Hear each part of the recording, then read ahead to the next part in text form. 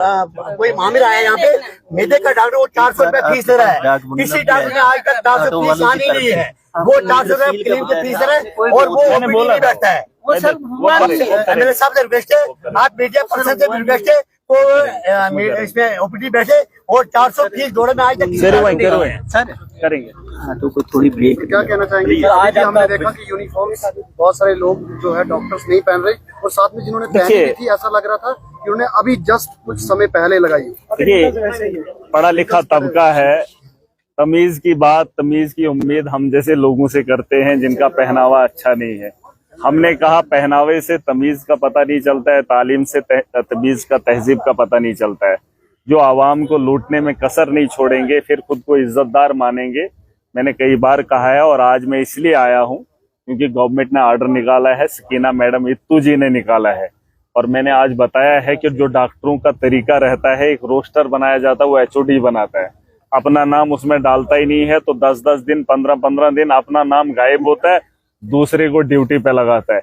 जो डॉक्टर है, डॉक्टर जो मुलाजिम है, जो महीने की तनख्वाह लेता है, मैंने बोल दिया है रोस्टर प्रिंसिपल बनाएगा, रोस्टर यहाँ सुप्रिटेंडेंट बनाएगा और जिस डॉक्टर को ड्यूटी करनी है पूरे का पूरा महीना करनी है। यहाँ पर अब मैंने देखा बोल रहे स्टाफ की कमी है। पता चला जब जांच की तो मामला ये है कि अपनी मर्जी से ड्यूटी लगा रहे हैं, अपना कानून बनाया है इधर। अरे अगर डॉक्टर है तो 8 घंटे ड्यूटी करनी है, दिन में 8 घंटे करने, महीने में 10 दिन ड्यूटी करने को नहीं बोला है। उसको पूरे महीने की सैलरी उसको बदलेंगे। और जो यूनिफॉर्म नहीं लगाए हैं कुछ लोग, अभी भी मैंने सुप्रिटेंडेंट साहब को बोल दिया है, अभी सरकार ने जो ऑर्डर निकाले हैं उसको फॉलो करना पड़ेगा। नहीं करेंगे, जैसे उनको जिम्मेदारी दी है, अब देखेंगे क्या जिम्मेदारी करेंगे। और अगर नहीं करेंगे, अब अगली बार हम अपने हिसाब से आएंगे, क्योंकि आज सरकार को दिखाने के लिए कि आपके ऑर्डर करने के बावजूद भी जीएमसी डोडा के अंदर क्या माहौल है, यहाँ अंदर कितने लोग हैं, बस इस उम्मीद से हम बच जाएं और उनके डिपार्टमेंट के लोग उन्हें बचाने के लिए उनकी हामी भर रहे हैं कि वो यहीं पर हैं। अरे तुम एक डॉक्टर को बचा रहे हो, उसकी सैलरी कम हो जाएगी या सस्पेंड हो जाएगा या टर्मिनेट हो जाएगा, लेकिन आप उन लोगों की भी बात कीजिए जो जान बचाने के लिए इस हॉस्पिटल में आए हैं। ये एजुकेशन है इन लोगों को, ये तालीम है। अरे अगर ये एक डिपार्टमेंट के लोग एक साथ एक आदमी को बचाने के लिए सारे बिना जात पात के खड़े हो जाएंगे, तो क्या एक आम आदमी जब परेशान होगा उसकी परेशानी के लिए एक आम आदमी खड़ा नहीं होगा? पूरी ताकत से खड़े होंगे और तरीका अलग भी होगा। सकीना मैडम इत्तू को बता दो, जो ऑर्डर आपने निकाला था उसमें फेलियर रहा है, यहाँ पर जो है माना नहीं जा रहा है, हठधर्मी है, कार्रवाई की जाए। हम देखेंगे कार्रवाई क्या होगी। मीडिया में तो चलता रहता है ना, सुर्खियों में आता रहता है। हम जब भी जाएंगे लाइव दिखाएंगे और लाइव प्रोग्राम में बहुत सारे डॉक्टर ऐसे हैं। मुझे बताएगा यहाँ पर माहौल खराब किया जा रहा है, यानी कि आप माहौल खराब कर रहे हैं यहाँ पर। तो ये ठीक करे ना, ये अपना काम करें, कौन पूछेगा इनको? सर ये अपना नहीं है। अभी इनको यूनिफॉर्म के बारे में, जो ड्रेस कोड के बारे में बताया है, मैं तो 8 महीने से बोल रहा था। अब इनने ऑर्डर निकाला, मैंने तो खाली आई कार्ड डालने को बोला था और नेम प्लेट, उनने वो भी डलवा दिया है ना। अब इनने 3 चीजें करने को बोला, अब सरकार ने बोला है ना तो करना पड़ेगा। अब मैं सरकार के ऑर्डर को फॉलो करवाऊंगा। अब वो वाली बात खत्म हो गई। अगर नहीं करेंगे हम कार्रवाई की मांग करेंगे। और आपको देखिए, मैं इनको लोगों को बता दीजिए, पैसा आपके लिए सब कुछ नहीं है। मैं 1.5 लाख तनख्वाह लेता हूँ, आवाम की रहबरी करता हूँ। आप 2.5 लाख तनख्वाह लेने के बावजूद भी अगर ड्यूटी नहीं करते हैं तो आप इज्जतदार नहीं है। सर एएनएमटी स्टूडेंट्स यहाँ पर प्रैक्टिस करवाई जाती है, मैक्सिमम टाइम यहाँ पर देखा जाता है। देखिए शाम के टाइम मुझे लगता है उसमें पाबंदी होनी चाहिए और ये गवर्नमेंट को एक ऑर्डर निकालना चाहिए। हम लोग प्रैक्टिस के लिए नहीं है, यहाँ पे डॉक्टर बन जाएंगे, फिर शहरों के अंदर जो है लोगों का इलाज करेंगे और वहाँ पैसा कमाएंगे। प्रैक्टिस हम पे करेंगे, हमारी जानों के साथ खेलेंगे। देखिए इसमें बहुत बड़े पैमाने पे बदलाव लाना पड़ेगा और सबको जागना पड़ेगा। देखिए ये आपका भी हो सकता है, आपके परिवार का भी कल कोई आ सकता है, आप भी परेशान हो सकते हैं और इसके लिए आवाज उठाना हर आदमी की जिम्मेदारी है। और मैं बाकी पार्टीज के लोगों को भी बताना चाहूंगा, कल जब आपकी बारी आएगी तो आपको भी नहीं देखा जाएगा और इलाज अगर ना हो तो जान भी जा सकती है। बेहतर यही होगा सबसे। हाँ देखिए उस पर हम बात करेंगे। अभी तो हम थोड़ा हॉस्पिटल के अंदर आए हैं। देखिए वो भी मर्डर हुआ है, उस पर कार्रवाई होनी चाहिए थी, लेकिन अभी तक चुप्पी। हाँ देखिए ये आप भी कोशिश कीजिए, उछालिए, सवाल उठाइए और अभी सरकार ने बताया है कि सवाल रहेगा जो लिफ्ट की बात है, आपने पिछले साल कहा था कि 1 साल, आपको भी लगभग 1 साल होने वाला है, लेकिन लिफ्ट अभी तक नहीं चली है, कई सालों से लिफ्ट नहीं चल रही है। देखिए, इसमें थोड़ा वक्त दे दीजिए। फिलहाल तो ये कोशिश कर रहे हैं जो लोग हमारे पास हैं, जो चीजें हैं उनको काम में लाया जाए। अभी तो वही काम में नहीं ला पा रहे हैं, तो आगे डेवलपमेंट के बारे में क्या ही सोचोगे। देखिए, सबसे बड़ी बात है इंसान को एहसास होना चाहिए, छोटी सी जिंदगी है, अगर जो जिम्मेदारी है उसे निभा लीजिए। अब अगर इनको नहीं समझ आ रही है तो समझाने के लिए कुछ और तरीका इस्तेमाल करना पड़ेगा। जिन लोगों के हाथ में इक़्तिदार है वो भी कार्रवाई नहीं कर पा रहे, वो डरपोक हैं, वो निठल्ले हैं, वो कुछ भी नहीं कर पाएंगे। अभी असेंबली का सेशन लगेगा, पूरी ताकत के साथ इन सवालों का जवाब सरकार को मांगा जाएगा और देश को बताया जाएगा कि यहाँ पे धांधली क्या हो रही है और माफिया कौन है।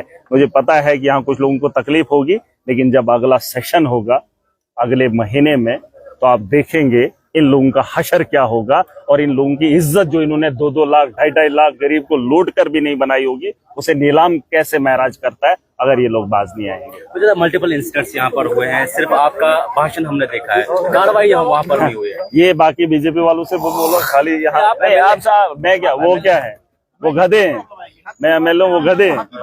अरे यहाँ अपोजिशन में 28 है, सरकार में एनसी है, आप बोल रहे हैं वो मैं एमएलए हूँ, खाली मैं एमएलए हूँ, ये डिस्ट्रिक्ट सिर्फ मेरा है। अरे डिस्ट्रिक्ट डोडा क्या मेरा है, इन लोगों का नहीं है, ये मुंह नहीं खोलेंगे। पिछले दिनों एक लड़की की जान जाती है राजस्थान के अंदर, उसके लिए आवाज नहीं उठा पाते। बीजेपी की सरकार है और जिसने सुसाइड करने पे मजबूर किया वो बीजेपी के साथ मुंसलिक है, उसका नेताओं के साथ उठना बैठना है। अरे उस बेटी के बारे में मुंह नहीं खोल पाए। ये यहाँ मरीजों की जान के बाद इनको क्या पता है कि कैसे गई, इनको लगता है बीमारी होगी बस मार गए। अरे कुछ लोगों को यहाँ पे मारा भी जाता है और इन लोग ये क्या बोलेंगे, ये पता नहीं किस मिट्टी के बने हुए हैं। लेकिन बात ये है कि महराज एक रेवोल्यूशन देखना चाहता है, बड़े पैमाने पे तब्दीली आएगी, वक्त बिला शक लग जाए, लेकिन बड़े पैमाने पे एक बड़ा चेंज आएगा। जैसे वोट की सोच बदली थी, अब काम करने का तरीका और तर्ज भी बदलेंगे। अगर ये लोग पहले नहीं पहनते थे, पहनने के लिए मजबूर कर रहे हैं। एक ऐसा सिस्टम बनाएंगे ताकि जब कोई कल आएगा उसे ये ना लगे कि मैं पहनूं कि नहीं पहनूं, वो पहना हुआ सबको देखना चाहिए और वो भी मजबूरन काम करने पे ध्यान देगा। लोग ये भी कह रहे हैं कि एमएलए महराज मलिक ने वो तो पहनवा दिया, ड्रेस कोड भी बनवा दिया, लेकिन डॉक्टर्स की अभी भी कमी यहाँ पर है, डॉक्टर्स नहीं है। अरे जितने हैं फिलहाल उतने से काम ले लो। ये 10-10, 15 सुनिए, यहाँ पे कमी डॉक्टर्स की नहीं, किसने बोला? अरे सुन तो लो, डिपार्टमेंट ही नहीं है सर यहाँ। अरे वो एक अलग मामला, उसके लिए अभी देखिए ये सारे काम मेरे से नहीं होंगे। मैं एक एमएलए हूँ, यहाँ मोदी जी ने भी बड़े बड़े वादे किए थे 2014 में। बात मैंने ये वादे नहीं किए थे, मैंने कहा था ट्रांसपेरेंसी लाऊंगा और उसके लिए मैं लड़ रहा हूँ, जद्दोजहद कर रहा हूँ। मैंने कहा था माफिया के खिलाफ उसको बंद करने के लिए पूरी ताकत लगाऊंगा, वो लगा रहा हूँ। सिस्टम को ठीक करने को मैंने कहा था ईमानदारी से काम करूँ। मैं एमएलए हूँ और जो जिम्मेदारी है ईमानदारी के साथ निभा रहा हूँ और आप मुझसे हिसाब लीजिएगा हर साल के बाद। मार्च फाइनल का हिसाब महराज देगा। जो आवाम का पैसा है, जो आवाम की नुमाइंदगी के लिए मुझे चुना है, मैं उसका हिसाब दूंगा। और जो मैंने बातें कही हैं उन बातों पे मैं अटल हूँ। डोडा की सरजमीन से जो हमने चेतावनी जीत के बाद दी थी, उस जीत के भाषण के अंदर जो बातें हमने बताई है उस पे हम खड़ा उतरे हैं। अब कमजोरी ये है कि उस पे काम अगर नहीं हो पा रहा है, वो सरकार की नाकामी है और ये चीजें आपको समझनी पड़ेगी। एक महराज अगर इतना कर सकता है, अगर हजारों बेहतर करने की सोच रखेंगे, तो आप बोल रहे हैं कि सरकार को करना पड़े ना, आवाम जाग जाएगी, सरकारों के बिना बदलाव आएगा। सर मुझे बताइएगा क्या बोलेंगे, कल 5 अगस्त है और कल जो है वो कांग्रेस की तरफ से डोडा में नहीं है, ये बड़े लेवल का मामला है, बड़े बड़े देशों। मुझे बताइएगा अगस्त के बाद जो है वो सर्दियां शुरू होने वाली है, डोडा को चुनाव वैल्यू का बेहतर तरीके से समझते हैं, फंड्स अभी तक रिलीज नहीं हुई है, क्या आपको हमें लगे मैंने बोला आपको? अरे ये बातें अभी आप बेहतर नहीं है, क्योंकि उमर साहब को मैंने चिट्ठी भी लिखी थी। अभी फिर से बोल रहा हूँ कि वक्त है, काम कर लीजिए। आपको लगता है कि जज्बात से खेलकर कश्मीर के अंदर राजनीति करेंगे। पहले जमाने में 2 चीजें होती थी, अब तीसरी बात आई है, एक आम आदमी सियासत के मैदान में आया है। बड़े लोगों का खेल खत्म हो गया है। हमने सोच से, जज्बे से और अपने इरादों से चुनाव जीता है, पैसे से नहीं, बड़े नाम से नहीं। और आपको लगता है हम बैठे रहेंगे, आपको कोई बैठने नहीं देगा। हिसाब आपको जनता नहीं पूछती थी, लेकिन महराज पूछेगा। और मैं बता रहा हूँ, मौका है, अभी काम कर लीजिए। और ये मैं कई बार कह चुका हूँ, असेंबली के अंदर पहली स्पीच नहीं, दूसरी स्पीच के अंदर मैंने ये बात रखी थी। और अगर आप देख रहे हैं वो जो बजट लाया था वो बजट कहाँ है, अगर उसमें कमजोरी है तो एनसी से पूछ लीजिए सवाल, उमर अब्दुल्ला से पूछ लीजिए और भाजपा किसी भी। आर्टिकल 370 पे क्या कहेंगे? देखिए 370 ये बड़े लेवल का मामला है। आप जैसे और हम जैसे, हम हॉस्पिटल में डॉक्टर को नहीं ला पाते हैं, अपने गरीब का इलाज नहीं करवा पाते हैं, बड़े बड़े चीजों में हमें झमेले में फंसा दिया जाता है। जब वो वक्त आएगा उस किस्म की सोच रखेंगे, जब इन चीजों से इस दलदल से निकलेंगे, है ना, फिर जाकर हम बड़े लेवल की बात करेंगे। तो अभी हमारा मनाएंगे मतलब आम आदमी पार्टी की? अरे ब्लैक डे 5 नहीं है यहाँ पर, जब से इनके 10 साल 11 साल रहे हैं वो तो सारे के सारे काले दिन है, अच्छे नहीं है। आपको क्या लगता है? आपको लगता है आप 5 अगस्त को मनाएंगे? अरे इन्होंने देश के अंदर क्या किया? सारा झूठ, फरेब, धोखा किया है। और ये कितना ही जश्न मनाए, इससे बात नहीं बनने वाली। ये कुत्ते को वोटर बना लेंगे, गधे को चढ़ा देंगे, लेकिन अकल इनको नहीं आएगी, एक इंसान को बेहतर जिंदगी नहीं दे पाएंगे। ये सुधरने वाले नहीं है, ये सिर्फ धोखा दे सकते हैं, बेवकूफ बना सकते हैं, जाहिल बना सकते हैं। और कल का जो दिन है उस दिन में कोई नया नहीं होने वाला है। करेंगे तो बेहतर कर सकते हैं, स्टेट अगर दे सकते हैं। इनके हाथ में, आज तुम्हारे हाथ में ताकत है तो दे दो, लोग मांग रहे हैं। लेकिन अगर तुम्हारा रवैया नहीं बदला तो तुम भी नहीं रहोगे। फिर क्या होगा आगे वो वक्त ही तय करेगा। लेकिन इख्तिदार किसी के हाथ। आज अगर कांग्रेस प्रोटेस्ट कर रही है स्टेटहुड के लिए, अरे सुन लो, कांग्रेस ने 60 साल राज किया है, तुम्हें 11 साल हो गए, तुम क्या ही बन रहे हो। और वक्त ये है कि बेहतर है जम्मू कश्मीर की बेहतरी के लिए, लोगों के लिए, इंसानियत के लिए बेहतर करिए। सर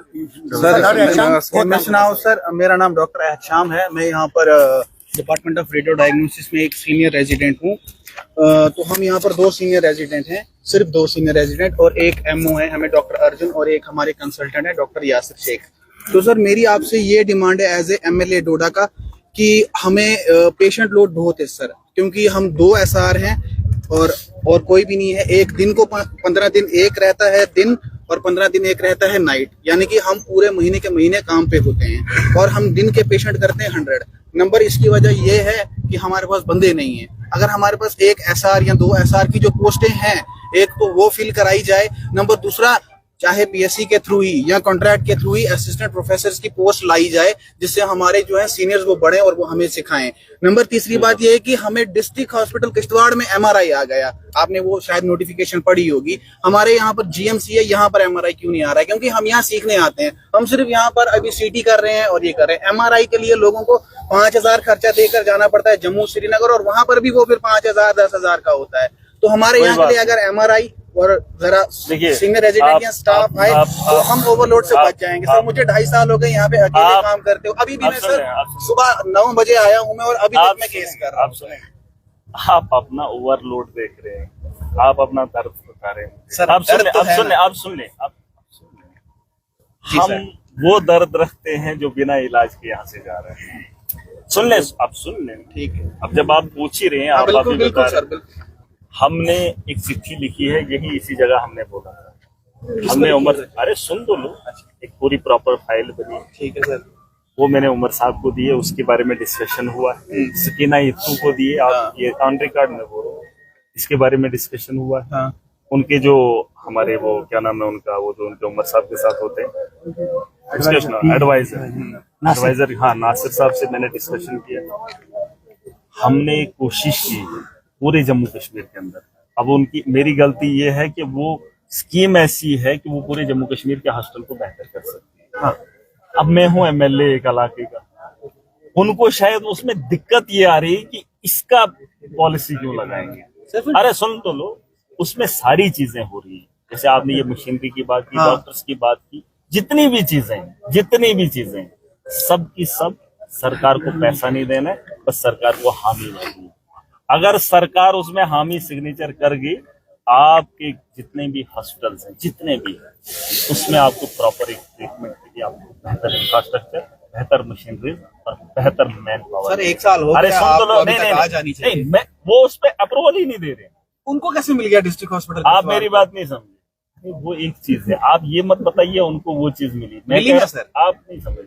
जितनी भी कमियां हॉस्पिटल्स के अंदर हैं पूरे स्टेट के अंदर, मैं उसका हल लेकर आया हूँ। उनके खाली सिग्नेचर चाहिए। पूछो उनको कि उस फाइल को आगे क्यों नहीं कर रहे हैं। अगर उस फाइल को धक्का लगाएंगे, 1-2 महीने के अंदर सिस्टम बदल जाएगा, लेकिन करना नहीं चाहते हैं। लेकिन यही बात है, हमारे जब मैं पॉलिटिक्स में नहीं था, मेरे घर वालों को पोल एक देते थे, अगर 10 की जरूरत होती ना दूसरा पोल दूसरे इलेक्शन में वादा करते थे।